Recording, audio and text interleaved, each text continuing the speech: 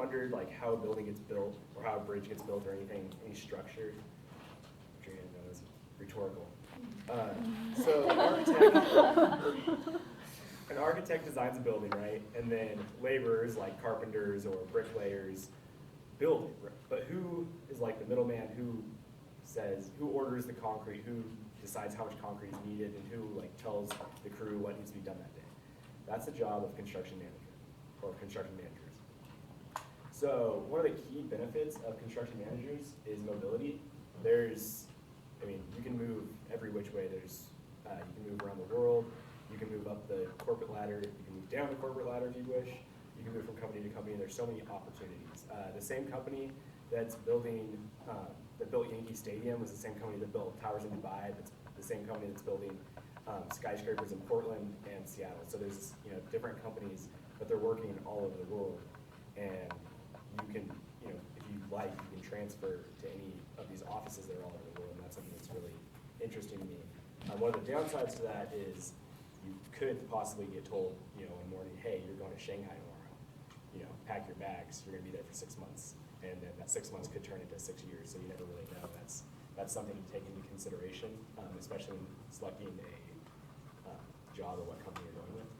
So the biggest benefit to a lot of people is the financials. It pays really well. This is beginning median wage is over $80,000 a year just out of school, and that's almost triple the total for all occupations. So that's really high. If you go into managing the managers, if you will, you can make up to $200,000 a year. So it's a really lot of money to make in a year for someone that's just right out of school. Culture. Every company is different, but one of the big things in every single construction company is safety. It's like the huge emphasis, no matter what company you are, what part of the world you're in. Safety is the biggest thing. Most companies require a daily safety meeting. So, when you have people moving equipment, you're moving tons and tons of material. Safety is a huge thing, and everyone wants to go home every night, right? So there's two different business models in the industry, and that determines their culture largely. The first is negotiated, which is a newer model, and it's more of companies working together. So a company like St. Luke's Hospital is going to work with Hoffman Construction, and then St. Luke's is going to build, or every building that St. Luke's needs, Hoffman's going to build. And so they work together, and they become kind of friends, if you will. Business relationships are built.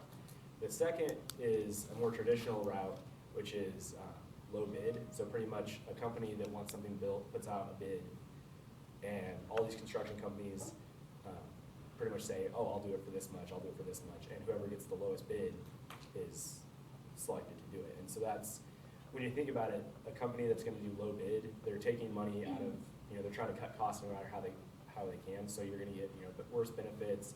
You're going to be working longer hours. It's going to be a little different than a negotiated business model where the emphasis is put more on people and quality rather than just let's save money, let's lower that bottom line.